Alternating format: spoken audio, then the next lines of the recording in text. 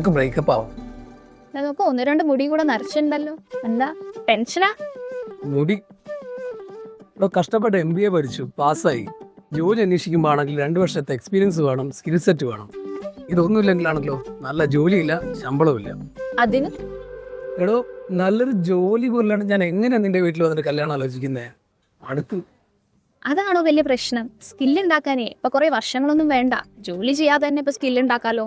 അതെങ്ങനെ?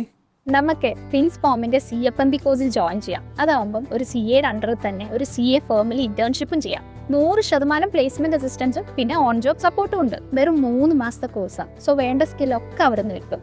ഓക്കെ, അത് കൊള്ളാലോ. ഇപ്പൊ ഇനിയും ടെൻഷൻ ഉണ്ടോ?